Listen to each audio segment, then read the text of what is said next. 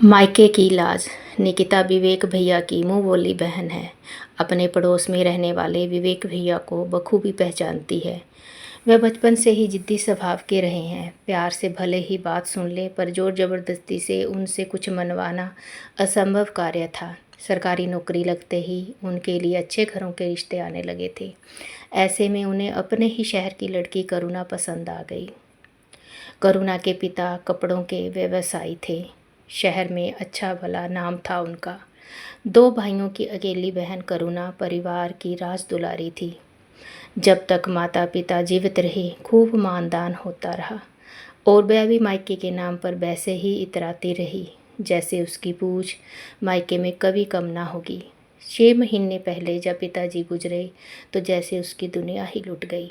अपने घर परिवार का मोह त्याग कर वही रहने लगी। एक बार बेटा मनाकर वापस लाया भी, पर वह माँ को संभालने की बात कहकर सबसे लड़कर मायके वापस चली गई। पुरुष का हृदय तो एक साथ कई लोगों के स्नेह को संभाल लेता है, मगर स्त्री के लिए मुश्किल होता है। प्रेमी जा पति, मायका जा ससुराल, बेटी जा बहू में अक्सर एक को ही चुन पाती है, क्योंकि स्वभावतः एकनिष्ठ प्रेम ही निभाने में यकीन करती है। बस इसी तर्ज पर वह पिता के घर को ही अपना घर मानती रही। पति व बेटे भी इस अगाध प्रेम मोह को देखते हुए किसी तरह एडजस्ट कर रहे थे। वह रोकने से भी कहाँ रुकती थी, तो उन्होंने भी उसे उसके हाल पर छोड़ दिया। पिता के जाने का गम माँ से सहा ना गया तो पिछले माह उन्होंने भी दम तोड़ दिया। अब वह बदहवास सी वहीं रहने लगी, किसी हाल में घर आना ही नहीं चाहती थी। उसका अपने घर के प्रति प्रेम को देखते हुए विवेक भैया भी ऊब चुके थे। आना जाना और वापस बुलाना ही छोड़ दिया। इसके बाद से वह अपने लोगों की आंखों में खटकने लगी। कब जाएगी ये?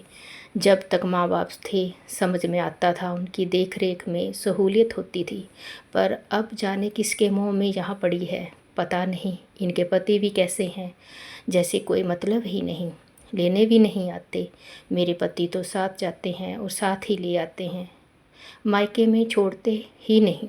अरे मेरे साथ भी यही होता है। अक्सर उसके पीठ पीछे बड़ी और छोटी भाभियाँ कानाफूसी करती, फिर भी उनकी बात को दिल पर लिए बिना वह पूरे मन से लगी रहती। भाइयों भतीजों को उनके पसंद की चीज़ें बनाकर खिलाना, माँ की अलमारी खोलकर उनके कपड़े ठीक करना और उनके बिस्तर पर लेटना जैसे उसके शरीर में जान भरता था। उम्र भर का रिश्ता यूं ही कहाँ छूटता है, उसे छूटते छूटते पूरी उम्र निकल जाती है। बड़ी बहन होने के नाते दोनों भाई बहुत इज्जत करते थे।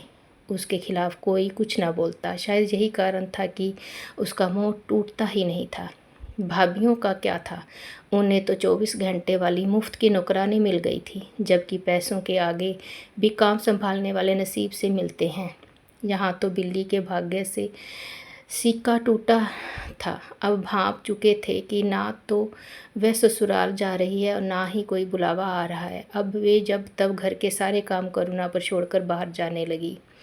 बच्चे भी स्कूल से आकर उससे ही खाना मांगते। उनकी माएँ कभी कुछ तो कभी कुछ कहकर बाजार, सिनेमा या सहेलियों के पास चली जाती। जिस रोज़ कोई और कार्यक्रम ना बनता तो दुकान पर जाकर अपने पतियों के कान भर आती। अब करुणा खुशी की वजह ना होकर बोझ बन चुकी थी। अपने भाइयों के स्नेह पर घमंड करती बहन से जब सगे भाई भी कतराने लगे, तब उससे अफसोस होने लगा। सोचने लगी कि काश इतना मोह अपने घर परिवार से किया होता तो कम से कम सम्मान तो पाती।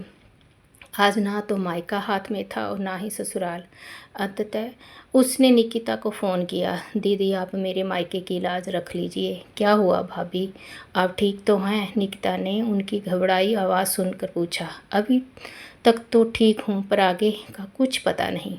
आप ऐसी बातें क्यों कर रही हैं, ज़रा खोल कर बताइए कि क्या बात है? निकिता ने पूछा, जबकि उसे पता था कि करुणा भाभी विवेक भैया से झगड़कर महीनों से मायके में जा बैठी हैं।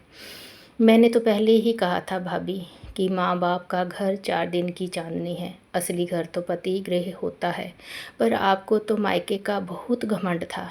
निकिता ने कहा। घमंड नहीं, मोह था दीदी। अब वह भी भंग हो गया है। विवेक से लड़कर जहाँ आई थी, अब अगर खुद से लौटी तो वह सारी उम्र जली कटी सुनाएंगे। अगर अभी यहाँ से ना निकली तो वापस कभी नहीं आ पाऊँगी, यही काम कर कर के मर जाऊँगी।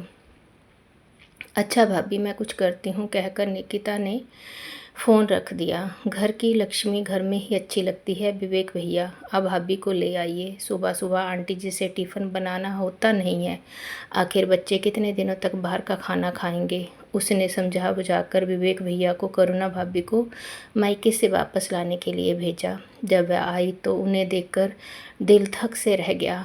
आंखें अंदर तक धंस गई थी, चेहरे की हड्डियाँ निकल आई थी, वज़न 10 किलो तक कम हो गया था। ये आजकल की लड़कियां मायके बुहार लेंगी, मगर अपने घर की रानी बनकर रहना भी रास नहीं आता इन्हें। सास ने तंज मारा तो उनके पास ना तो ताकत था और ना ही पुराना वाला जोश की पलटवार करती। चुपचाप अपने कमरे में चली गई और तकिए में मुंह छुपाकर देर तक रोती रही। ऐसे लगा कि जैसे आज सचमुच अपने घर आई हो। महसूस हो गया था कि जब तक माँ बाप है तभी तक वह घर अपना है। मायके की गलियाँ तभी तक खूबसूरत हैं जब तक आपके बचपन को पहचानने वाली नज़रें जिंदा हैं, वरना अपना घर ही सबसे सुंदर होता है। मन बदलने की ज़्यादा चाहत हो तो सैर सपाटे के लिए पार्क, बाज़ार और सिनेमा घर है ना।